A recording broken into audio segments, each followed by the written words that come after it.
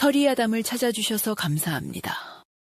항상 건강하시고 좋은 일만 가득하시길 기원할게요. 지금 구독하시고 바로 오늘 야담 들어보시죠. 예로부터 전해 내려오는 기이한 일이 하나 있습니다. 사람의 눈에는 보이지 않는 운명의 길, 그 길 위에 드리워진 그림자를 보는 한 소녀에 대한 이야기이지요.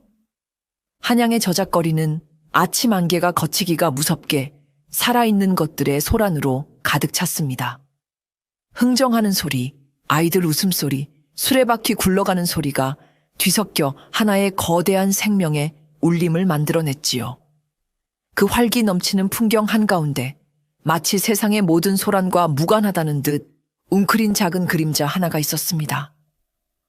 남루한 차림에 때국물이 흐르는 얼굴, 아무렇게나 헝클어진 머리카락을 한 18즈음의 거지 소녀. 사람들은 그저 그녀를 이름 없는 떠돌이로 여기며 무심히 지나쳤지만 소녀의 이름은 아란, 맑은 난초라는 뜻을 가지고 있었습니다. 허나 그녀의 삶은 이름과는 정반대로 진흙탕 속에서 위태롭게 피어난 들꽃과도 같았지요. 아란에게는 남들이 알지 못하는 비밀스러운 능력이자 지독한 저주가 있었습니다. 그녀의 눈에는 사람들의 얼굴 위로 그들의 운명이 만들어내는 희미한 그림자가 보였습니다. 갓 혼례를 올린 새색시의 얼굴에서는 설렘으로 피어나는 나비의 그림자를, 병든 노인의 얼굴에서는 쓰러져가는 촛불의 그림자를 보았지요. 하지만 그녀가 보는 것은 아름다운 그림자만이 아니었습니다. 대부분은 닥쳐올 불행, 질병, 배신, 그리고 죽음의 형상을 띤 섬뜩한 그림자들이었습니다. 그날도 아라는 저작거리 후미진 담벼락에 기대앉아 오가는 이들의 얼굴에 깃든 그림자들을 애써 외면하고 있었습니다. 제발 아무것도 보이지 않기를, 그저 평범한 사람들과 같이 뿌연 흙먼지와 지나는 이의 무심한 표정만을 보게 되기를 간절히 바랐습니다. 하지만 그녀의 바람과는 달리 운명의 그림자는 그녀의 의지와 상관없이 시야에 어른거렸습니다. 바로 그때 비단 가게 앞에서 큰 소리가 났습니다. 값비싼 비단을 몇 필이나 사들인 듯한 배가 불룩 나온 한 상인이 가게 주인을 향해 거들먹거리고 있었습니다. 그의 얼굴은 부와 교만으로 번들거렸지만 아란의 눈에는 다른 것이 보였습니다. 그의 기름진 얼굴 위로 서슬퍼런 칼날의 그림자가 섬뜩하게 흔들리고 있었던 것입니다. 그림자는 너무나도 선명하여 금방이라도 그의 목을 벨 듯 위태로워 보였습니다. 아란은 저도 모르게 몸을 떨었습니다. 알려야 한다. 저 자에게 다가가 곧 닥칠 위험을 알려야 한다. 마음속에서 그런 외침이 들려왔지만 그녀의 몸은 땅에 뿌리라도 내린 듯 움직이지 않았습니다. 과거 그녀는 비슷한 그림자를 본 적이 있었습니다.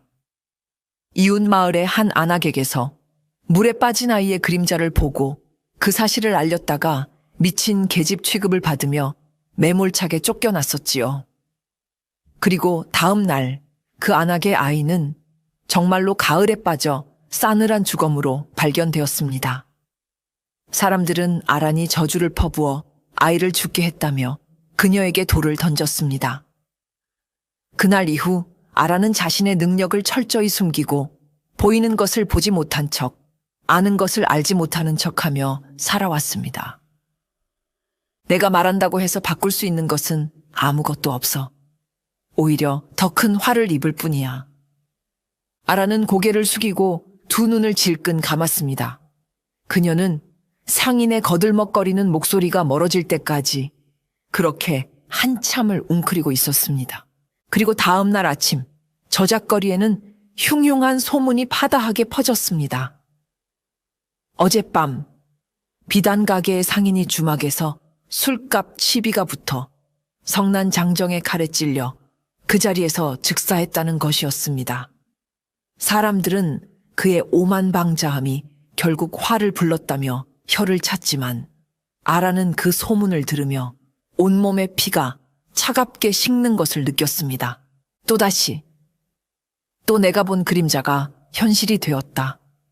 내가 조금만 용기를 냈더라면 그를 살릴 수 있었을까?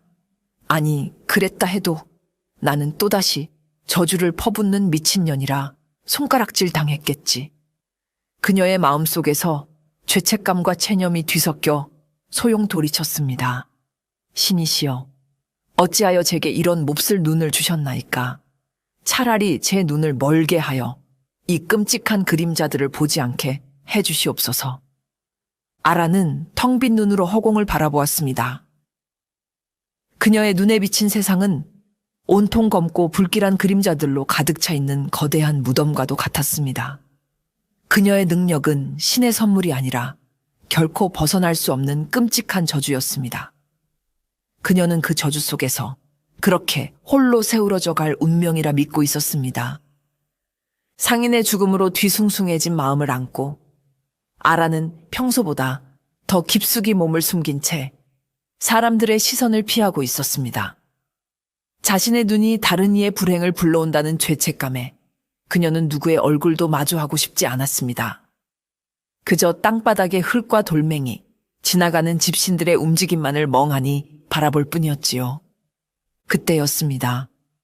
장터를 순찰하던 포졸들을 따라 꼿꼿한 자세와 서리빨 같은 기운을 풍기는 젊은 선비 하나가 그녀의 앞을 지나가고 있었습니다.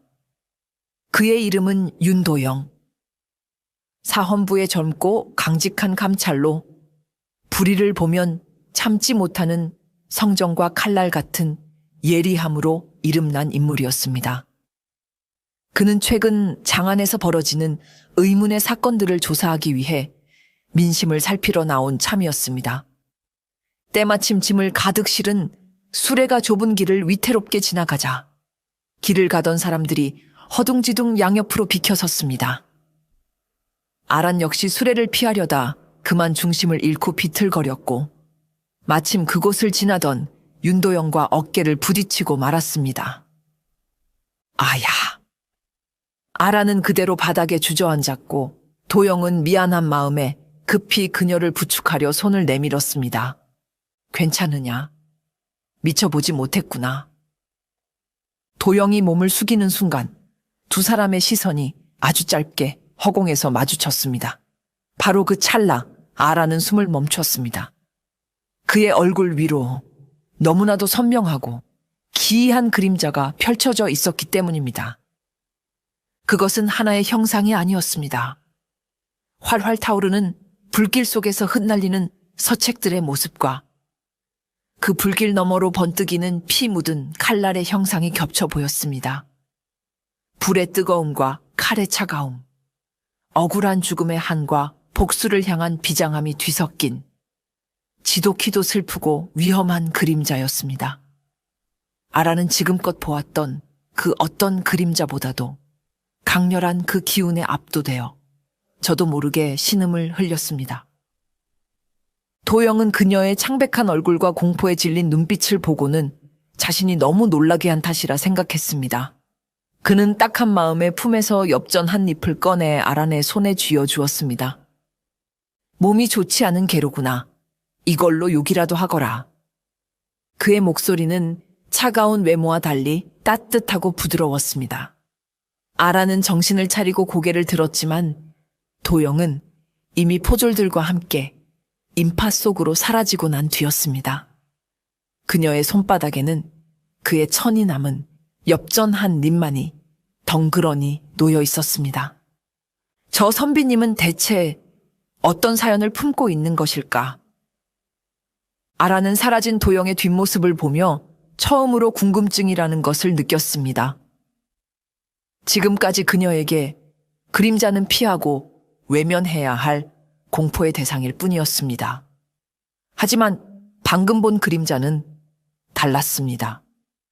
그 안에는 단순한 불행이 아니라 깊은 원한과 굳은 의지가 함께 서려 있었습니다. 그것은 그녀의 마음을 불편하게 하면서도 동시에 기묘한 끌림을 느끼게 했습니다. 그날 밤 아라는 잠을 이루지 못했습니다. 눈을 감으면 자꾸만 불타는 서책과 피 묻은 칼날의 환영이 떠올랐습니다. 그 그림자는 마치 그녀에게 무언가를 말하려는 듯 잊을만 하면 다시 나타나 그녀를 괴롭혔습니다. 운명은 그렇게 피할 수 없는 거대한 쳇바퀴처럼 두 사람을 보이지 않는 끈으로 엮기 시작하고 있었습니다. 한 사람은 잃어버린 진실을 찾기 위해, 다른 한 사람은 자신의 저주받은 능력의 의미를 찾기 위해 서로의 길이 교차하는 지점으로 조금씩 다가서고 있었던 것입니다. 아란의 손에 쥔 엽전은 그 운명적인 만남의 시작을 알리는 차갑고도 묵직한 증표였습니다. 해가 저물고 저작거리에 소란이 잦아들자 굶주림이 아란의 배를 아프게 찔렀습니다. 윤도영이 주고 간 엽전이 있었지만 그녀는 차마 그것을 쓸 수가 없었습니다. 그 엽전은 그녀에게 단순한 돈이 아니라 기이하고 슬픈 운명과의 첫 만남을 상징하는 물건이었기 때문입니다. 그녀는 엽전을 품속 깊이 간직한 채 익숙한 발걸음을 옮기기 시작했습니다. 그녀가 향한 곳은 한양에서 가장 화려하고 비밀스러운 장소, 기방 월영각의 후미진 뒷문이었습니다. 월영각은 고관대작들의 발길이 끊이지 않는 곳으로 그 화려한 만큼이나 수많은 비밀과 정보가 오가는 곳이기도 했습니다. 그곳의 주인인 행수기생 흥매는 30 중반의 나이에도 여전히 사람의 혼을 빼놓는 미모와 상대의 속을 꿰뚫어 보는 듯한 깊은 눈빛을 가진 여인이었습니다. 그녀는 한양 땅의 온갖 정보와 권력의 흐름을 손바닥 보듯 훤히 꿰고 있었으며 그녀의 말 한마디는 때로 어지간한 판서의 호통보다 더 큰 힘을 발휘하기도 했습니다. 그런 흥매에게는 아무도 모르는 비밀이 하나 있었으니 바로 거지 소녀 아란과의 인연이었습니다. 아란이 뒷문에 다다라 조심스럽게 기척을 내자 안에서 늙은 하인 하나가 나와 묵묵히 음식 꾸러미를 건네주었습니다. 그 안에는 아직 온기가 남아있는 밥과 국, 그리고 작은 고기, 반찬이 들어있었지요. 이것은 모두 흥매의 짓이었습니다. 흥매와 아란의 인연은 아란의 어머니로부터 시작되었습니다. 아란의 어머니는 신기가 강했던 무녀로 젊은 시절 억울한 누명을 쓰고 쫓겨나던 어린 기생, 흥매를 숨겨주고 목숨을 구해준 적이 있었습니다. 흥매는 그때의 은혜를 잊지 않았고 아란의 어머니가 병으로 세상을 떠난 뒤 홀로 남겨진 아란을 남몰래 보살펴주고 있었던 것입니다. 그녀는 아란의 기이한 능력을 알고 있는 유일한 사람이기도 했습니다. 그날도 아란은 음식을 받아들고 돌아서려는데 안에서 흥매의 목소리가 들려왔습니다. 아란아, 잠시 들어오너라. 아란이 조심스럽게 안으로 들어서자 화려한 비단 옷을 입은 흥매가 차가운 표정으로 그녀를 맞았습니다. 그녀는 아란의 창백한 얼굴과 불안하게 떨리는 눈동자를 보고는 단번에 무언가 일이 있었음을 직감했습니다. 오늘 무언가 본 것이냐? 흥매의 단도직입적인 물음에 아란은 고개를 숙였습니다. 그녀는 낮에 있었던 일, 윤도영이라는 선비와 그의 얼굴에 서린 기이한 그림자에 대해 모두 털어놓았습니다. 이야기를 듣는 내내 흥매의 표정에는 변화가 없었지만 그녀의 눈빛은 예리하게 빛나고 있었습니다. 사헌부 감찰 윤도영이라 3년 전 영모제로 억울하게 옥사한 윤참판 댁 외아들이로구나.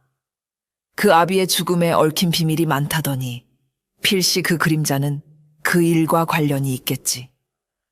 흥매는 모든 것을 알고 있다는 듯 말했습니다.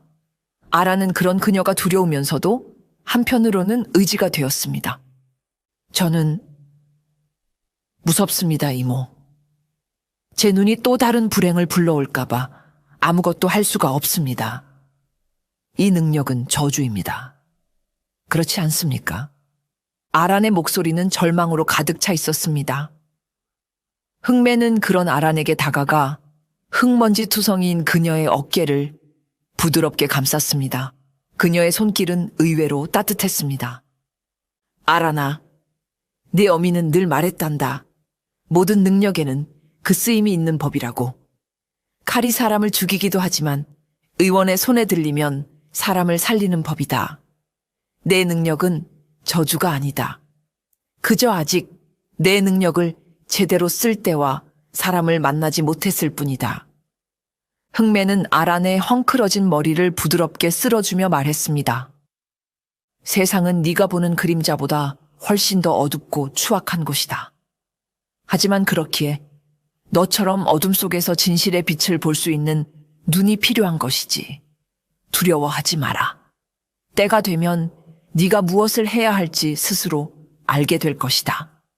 흥매의 말은 아란에게 작은 위안을 주었습니다. 하지만 그녀는 여전히 두려웠습니다. 자신의 힘으로 감당할 수 없는 거대한 운명의 소용돌이에 휘말리게 될 것만 같았기 때문입니다.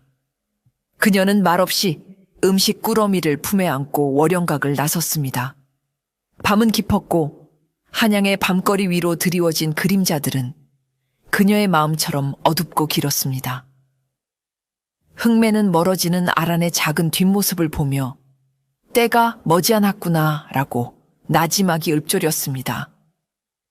한편 월영각을 나선 아란의 마음을 온통 차지해버린 사내 윤도영은 자신의 집무실에서 밤늦도록 꺼지지 않는 촛불 아래 앉아 있었습니다.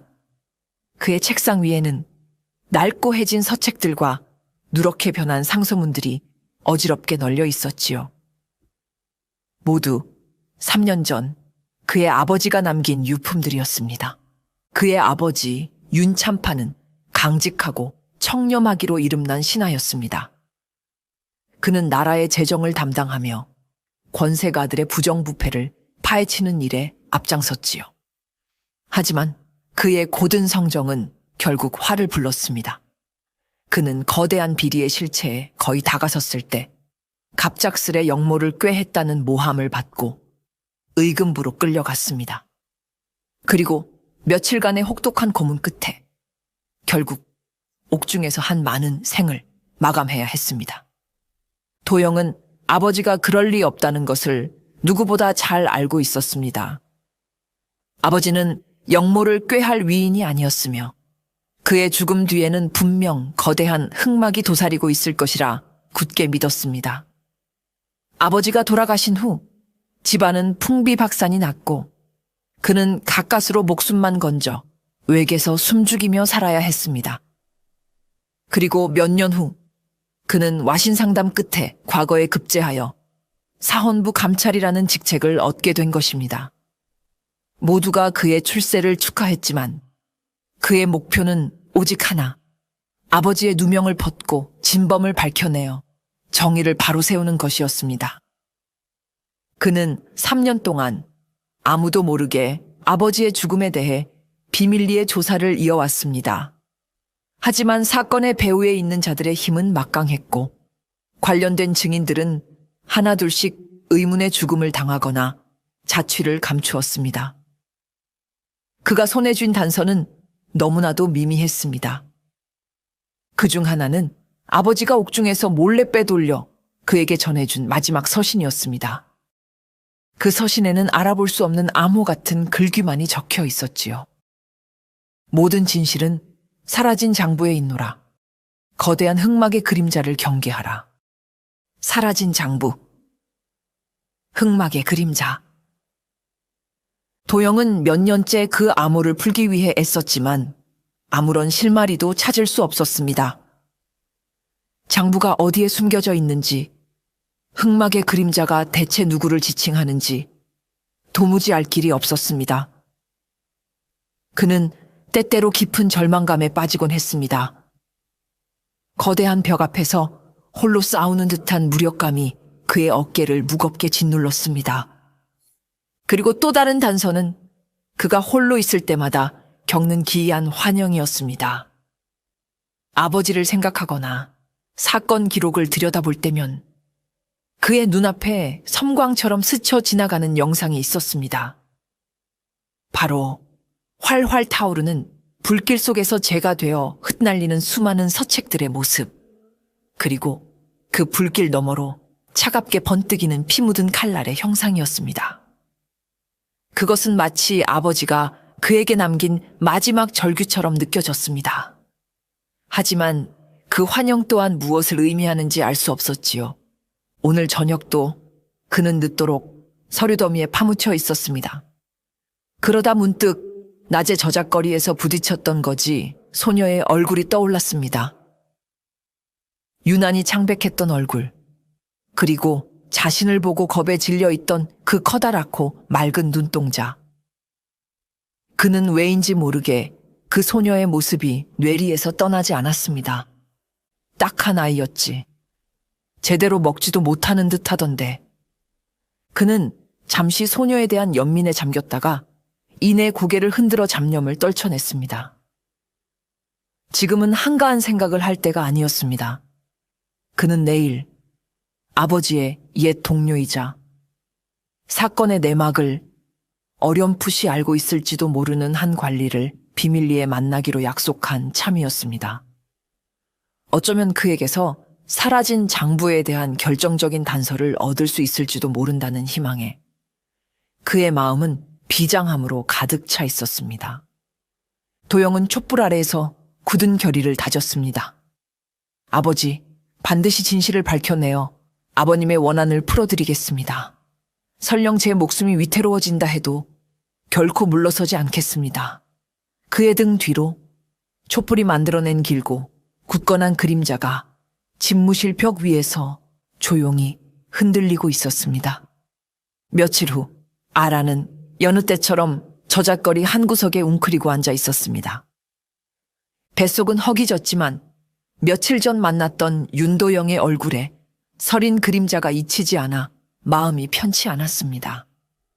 그 슬프고도 위험한 그림자는 마치 불길한 예언처럼 그녀의 뇌리에 각인되어 있었습니다.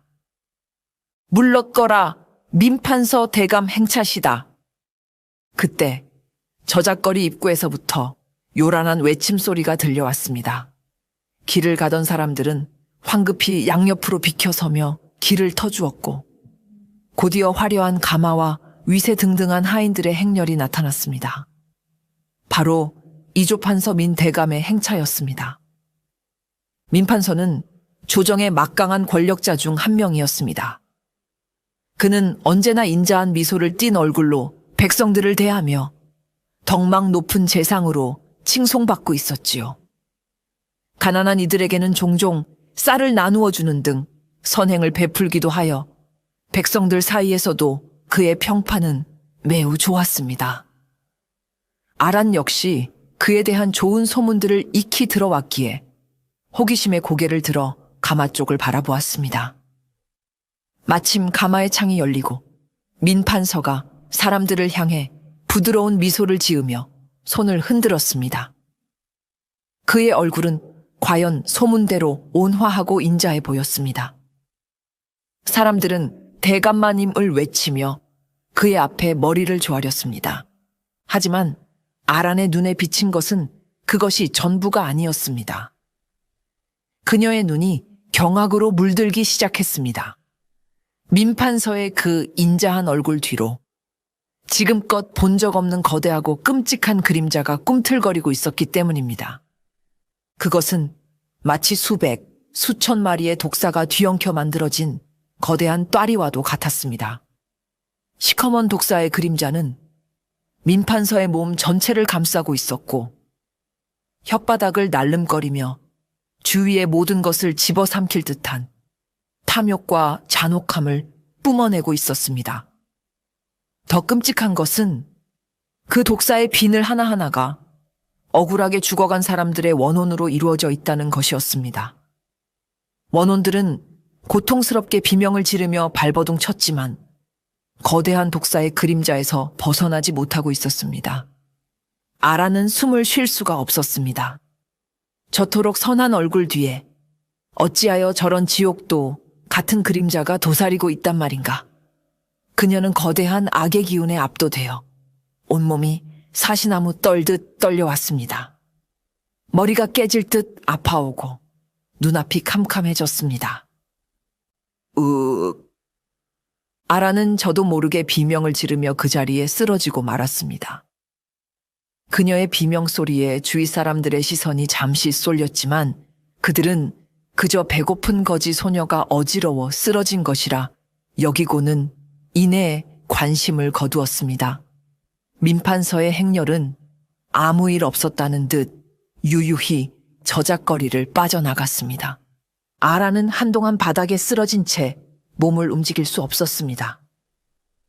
온몸의 기운이 모두 빠져나간 듯 했고 심장은 공포로 미친 듯이 뛰어댔습니다. 그녀는 본능적으로 직감했습니다. 저 민판서라는 자는 보통의 악인이 아니라는 것을. 그의 손에 수많은 사람이 희생되었으며 그의 탐욕은 앞으로도 더 많은 비극을 불러올 것이라는 것을 말입니다. 그리고 그 순간 며칠 전 보았던 윤도영의 그림자가 다시 떠올랐습니다. 불타는 서책, 피 묻은 칼날, 그리고 민판서의 얼굴에 깃든 거대한 독사의 그림자. 전혀 관계없어 보이던 두 개의 그림자가 그녀의 머릿속에서 불길하게 연결되기 시작했습니다. 혹시 저 젊은 선비의 불행이 저 끔찍한 독사의 그림자와 관련이 있는 것은 아닐까? 그 생각에 미치자 아란의 마음속에 두려움과 함께 알 수 없는 사명감 같은 것이 싹트기 시작했습니다. 지금까지 그녀는 그림자를 외면하고 도망치기만 했습니다. 하지만 저 거대한 악의 그림자를 본 이상 더 이상 모른 척할 수만은 없을 것 같았습니다. 그것은 그녀의 힘으로 감당할 수 있는 일이 아니었지만 그녀의 운명은 이미 거대한 사건의 중심으로 조금씩 이끌려 들어가고 있었습니다. 민판서의 끔찍한 그림자를 목격한 후 아란의 마음은 무거운 돌덩이라도 얹은 듯 답답하고 불안했습니다. 하지만 거지 소녀인 자신이 할 수 있는 일은 아무것도 없었습니다.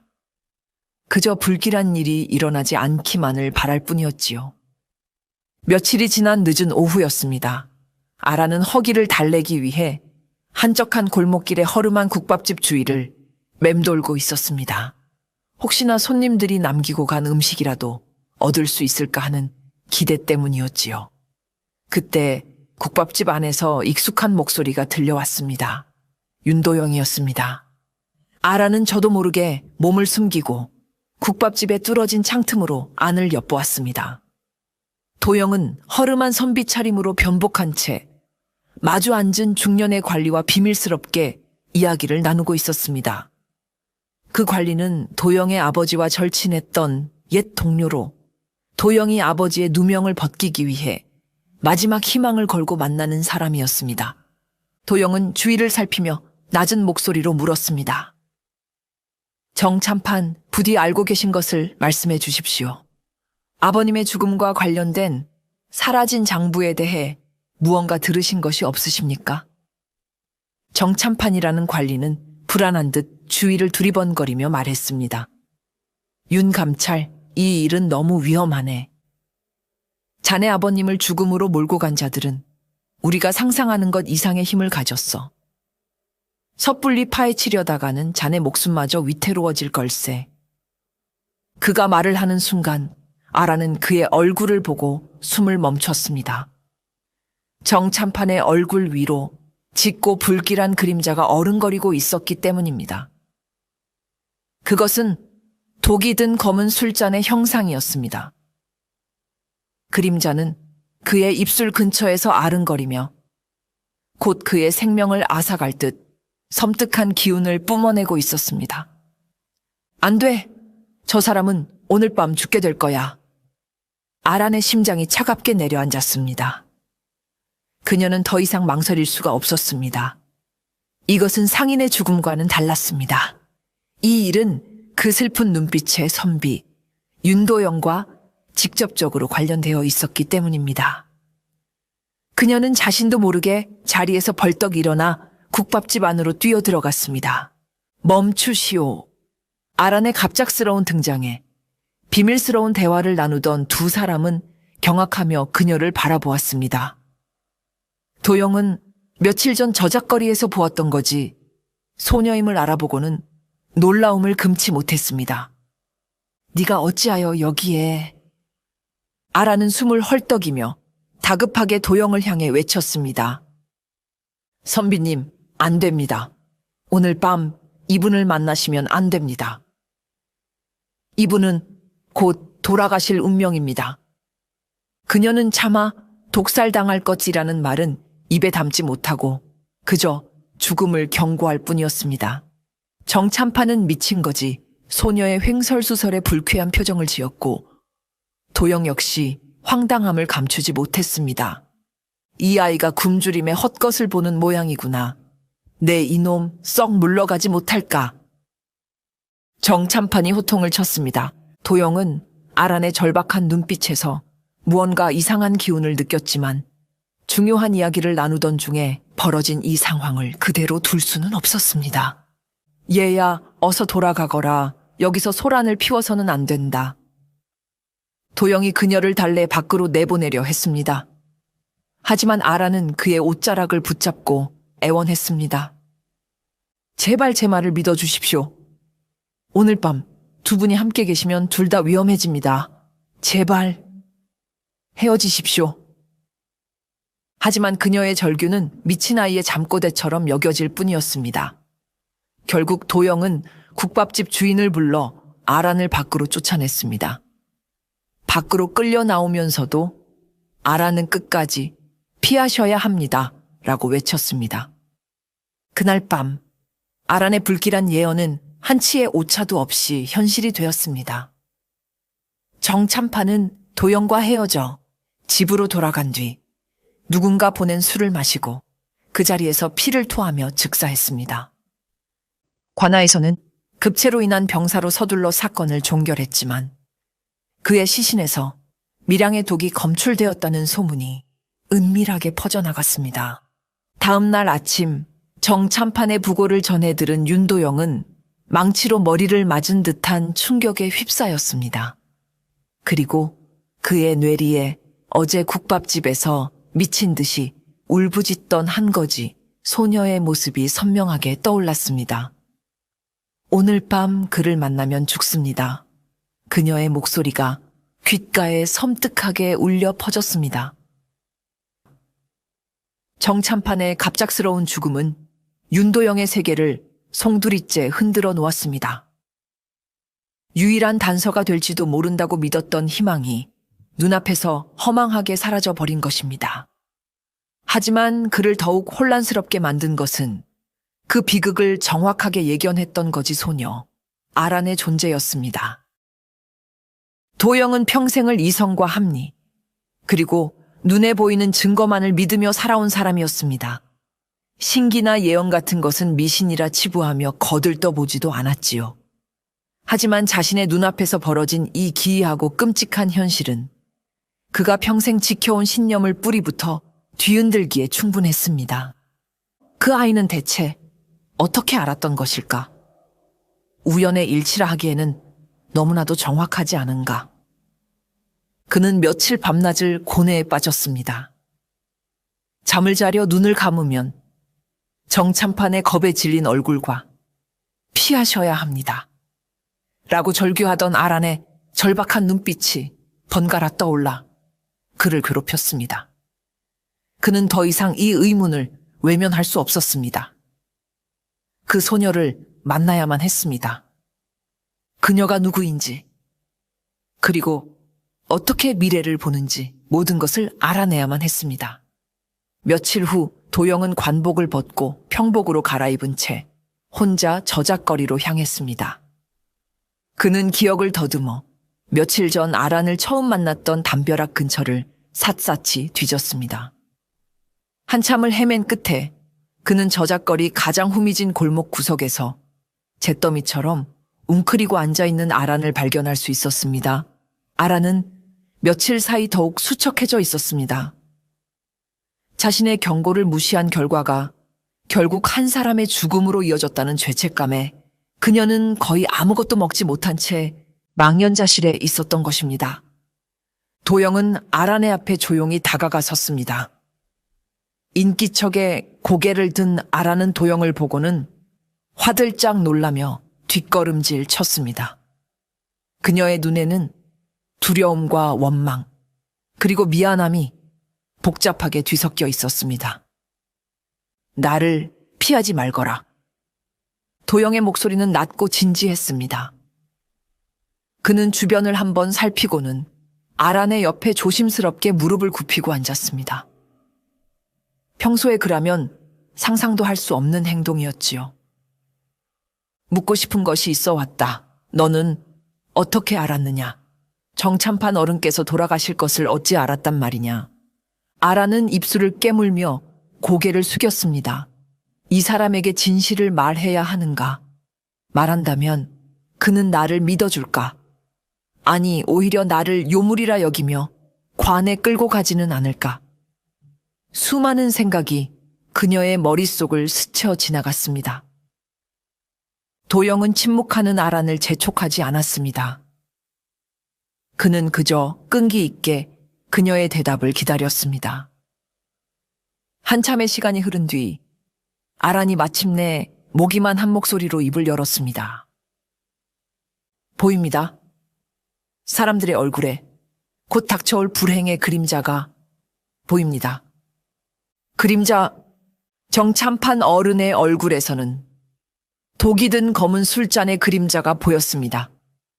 그래서 막으려 했던 것입니다. 아란의 고백은 믿기 힘든 이야기였습니다. 하지만 도영은 그녀의 떨리는 목소리와 공포에 질린 눈빛에서 그것이 거짓이 아님을 직감했습니다. 그는 마지막 확인을 위해 가장 중요한 질문을 던졌습니다.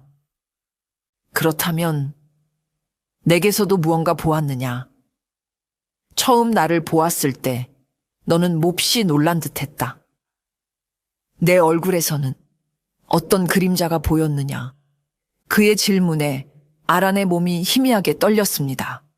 그녀는 고개를 들어 도영의 깊고 슬픈 눈을 똑바로 바라보았습니다. 그리고는 아주 또렷한 목소리로 대답했습니다. 선비님의 얼굴에서는 불에 타는 서책과 피 묻은 칼의 그림자가 보였습니다. 순간 도영의 표정이 굳어졌습니다. 심장이 쿵 하고 내려앉는 듯한 충격이 온몸을 휩쓸었습니다. 불에 타는 서책과 피 묻은 칼. 그것은 바로 그가 아버지를 생각할 때마다 홀로 겪던 기이한 환영과 정확히 일치하는 것이었습니다. 이 세상 누구에게도 말한 적 없는 자신만의 비밀스러운 고통을 눈앞에 이 거지 소녀가 너무나도 정확하게 꿰뚫어 본 것입니다. 아란의 입에서 나온 대답은 윤도영에게 거대한 충격이자 동시에 한 줄기 희망이었습니다.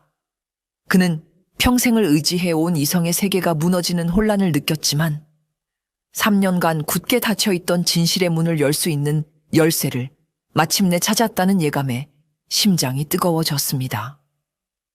그는 더 이상 망설일 수 없었습니다. 얘야, 내 이름이 무엇이냐? 아란이라 합니다.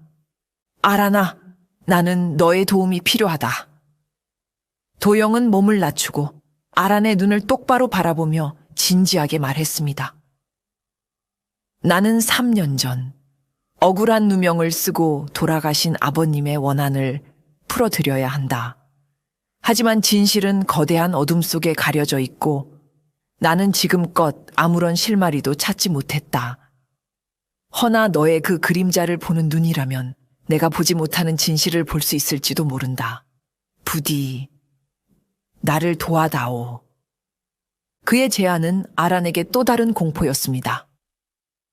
한낱거지 소녀인 자신이 나라의 권력자들이 얽힌 위험한 사건에 휘말리는 것은 상상조차 할 수 없는 일이었습니다. 그녀의 능력은 지금까지 불행만을 불러왔습니다. 이번에도 분명 그럴 것이라 그녀는 두려움에 떨었습니다. 안 됩니다, 선비님. 제 능력은 저주입니다. 사람을 살리는 힘이 아니라 불행을 불러오는 힘일 뿐입니다. 제가 나서면 선비님마저 위험해질 것입니다. 저는 아무것도 할 수 없습니다. 아란은 고개를 저으며 뒷걸음질 쳤습니다. 그녀는 다시 운명의 소용돌이 속으로 빨려 들어가고 싶지 않았습니다. 하지만 도영은 포기하지 않았습니다. 아니, 그렇지 않다. 너는 정참판 어른의 죽음을 막으려 했다. 네 힘은 불행을 불러오는 것이 아니라 불행을 막으려 하는 힘이다. 단지 우리가 너를 믿지 않았을 뿐이다. 내가 너를 믿음아. 네가 보는 것을 나는 진실이라 믿을 것이다. 그러니 제발 나를 도와 진범을 찾게 해다오. 도영의 목소리에는 간절함이 묻어 있었습니다. 자신의 능력을 믿어주겠다는 그의 말은 평생을 저주받은 아이라 손가락질 받으며 살아온 아란의 마음을 흔들었습니다. 처음이었습니다. 누군가가 자신의 능력을 긍정해준 것은. 그날 밤 아란은 고민에 휩싸여 월영각의 흥매를 찾아갔습니다. 그녀는 도영의 제안과 자신의 두려움을 모두 털어놓았습니다. 흥매는 말없이 그녀의 이야기를 들어주더니 차가운 목소리로 말했습니다. 그래서 도망치겠다는 것이냐? 저는 무섭습니다. 제가 감당할 수 있는 일이 아닙니다. 흥매는 그런 아란을 한심하다는 듯 바라보았습니다. 내 어미는 신기가 몸에 깃든 것을 자신의 숙명이라 여겼다. 피할 수 없다면 차라리 그것을 무기 삼아 약한 이들을 위해 싸워야 한다고 했지. 그래서 억울한 누명을 쓴 나를 숨겨주었고 목숨을 걸고 나를 지켜주었다. 만약 내 어미였다면 억울한 죽음 앞에서 진실을 밝히려는 저 젊은 선비를 외면했을 것 같으냐. 흥매의 말은 비수처럼 아란의 가슴에 꽂혔습니다. 그녀는 늘 어머니의 그늘 아래서 자신의 능력을 저주하고 숨기기에만 급급했습니다. 어머니처럼 당당하게 자신의 운명과 맞설 용기가 없었던 것입니다. 선택은 내 몫이다. 평생을 그림자 뒤에 숨어 남의 불행을 외면하며 죄책감 속에 살아가든지 아니면 위험할지라도 그 눈으로 진실을 보고 단 한 사람이라도 억울한 죽음을 위로해주든지. 네 어미의 딸이라면 어떤 길을 택해야 할지 스스로 알 것이다. 흥매는 그 말을 남기고 차갑게 돌아섰습니다. 그녀의 등은 아란에게 스스로 일어설 것을 강요하는 듯 보였습니다. 다음 날 아란은 큰 결심을 하고 도영을 다시 찾아갔습니다. 그녀의 눈빛은 더 이상 두려움에 떨리지 않았습니다. 그 안에는 비장한 결의가 서려 있었지요. 돕겠습니다, 선비님. 제 눈이 선비님께 힘이 될 수 있다면 기꺼이 그림자를 보겠습니다. 윤도영과 아란의 동맹은 비밀리에 이루어졌습니다. 도영은 자신의 수하들조차 믿지 못하는 상황이었기에 월영각의 흥매가 마련해준 작은 은신처에서 아란과 만나며 사건의 실마리를 찾아 나가기 시작했습니다. 도영은 가장 먼저 정참판의 죽음에서부터 단서를 찾으려 했습니다. 아란아, 다시 한번 잘 생각해 보거라. 그날 국밥집에서 정참판 어른을 보았을 때 독이 든 술잔의 그림자 외에 다른 것은 보이지 않았느냐? 사람의 형상이라든지 특이한 물건이라든지 아주 희미한 것이라도 좋다. 아란은 눈을 감고 그날의 기억을 더듬었습니다. 그녀의 머릿속에 정참판의 겁에 질린 얼굴과 그 위를 떠다니던 검은 술잔의 그림자가 떠올랐습니다. 그녀는 그림자에 집중하며 그 주변을 샅샅이 훑었습니다. 술잔 뒤편으로 아주 희미하게 무언가 보입니다. 아란의 미간이 좁혀졌습니다. 키가 크고 아주 마른 사내의 그림자입니다. 얼굴은 보이지 않지만 검은 옷을 입고 있습니다. 그리고 그의 손에는 아무것도 들려있지 않은데 그 손에서 차가운 칼의 기운이 느껴집니다. 키가 크고 마른 사내, 검은 옷, 칼의 기운. 도영은 그녀의 말을 하나하나 종이에 적었습니다. 혹 다른 것은 없느냐? 그 사내의 발치에 아주 작은 이름 같은 것이 보입니다. 천, 뒤는 잘 보이지 않습니다. 도영은 고개를 갸웃거렸습니다. 하지만 그것만으로는 범인을 특정할 수 없었습니다. 그때 아란이 무언가 더 생각난 듯 다급하게 말했습니다. 그리고 그 사내의 그림자는 온전하지 않습니다. 마치 누군가에게 조종당하는 꼭두각시처럼 그림자 뒤에 그것을 움직이는 더 큰 그림자가 있는 듯한 느낌입니다. 하지만 그 뒤의 그림자는 너무 거대하고 어두워서 형체를 알 수가 없습니다. 누군가에게 조종당하는 자객, 그리고 그 배후에 있는 거대한 흑막. 이것은 도영이 어렴풋이 짐작하고 있던 사건의 구조와 정확히 일치했습니다. 그는 아란의 능력이 상상 이상임을 다시 한번 깨닫고 전율했습니다. 그날 밤 도영은 아란이 묘사한 인상착의와 천이라는 단서를 가지고 흑매를 찾아갔습니다. 흑매는 한양의 어두운 세계에 대한 모든 정보를 쥐고 있는 사람이었기에 혹시 무언가 알고 있을지도 모른다고 생각한 것입니다. 흑매는 도영의 이야기를 듣고 잠시 생각에 잠기더니 차가운 미소를 지으며 입을 열었습니다. 윤 감찰께서 찾으시는 자는 아마 천둥이라 불리는 자일 겁니다. 천둥. 그렇습니다. 몇 년 전부터 한양의 어두운 뒷골목에 나타나 소리 소문 없이 사람을 처리하는 자객이지요.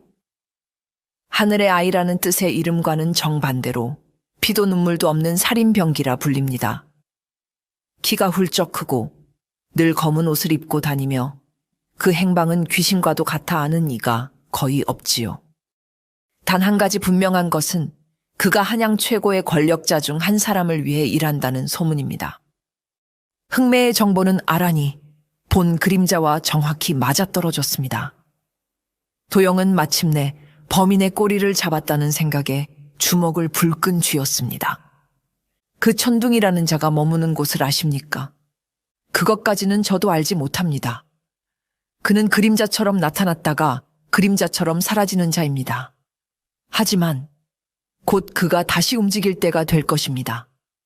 정참판을 처리했으니 이제 다음 목표물을 향하겠지요. 흑매의 말대로였습니다. 천둥을 잡기 위해서는 그의 다음 목표물이 누가 될지 알아내야 했습니다. 그리고 그것을 볼 수 있는 사람은 오직 아란뿐이었습니다. 도영은 다시 은신처로 돌아와 아란에게 이 사실을 알렸습니다. 아란은 자신이 본 희미한 그림자가 실존하는 인물이었다는 사실에 놀라면서도 한편으로는 자신의 능력이 처음으로 누군가에게 도움이 되었다는 사실에 미묘한 기쁨을 느꼈습니다. 아란아, 이제부터가 진짜 시작이다. 너는 앞으로 나와 함께 아버지의 죽음과 관련된 인물들의 얼굴을 보아야 한다. 그리고 그들에게서 천둥의 그림자가 보이는지 찾아내야 한다. 위험한 일이 될 것이다. 할 수 있겠느냐? 아란은 두려웠지만 이제는 물러설 수 없었습니다. 그녀는 굳은 표정으로 고개를 끄덕였습니다. 하겠습니다. 그렇게 두 사람은 첫 번째 단서를 손에 쥐고 보이지 않는 자객 천둥과 그 배후에 있는 거대한 흑막의 그림자를 본격적으로 쫓기 시작했습니다. 그것은 안개 속에서 실체 없는 유령을 쫓는 것과도 같은 위험하고도 고독한 추격의 시작이었습니다.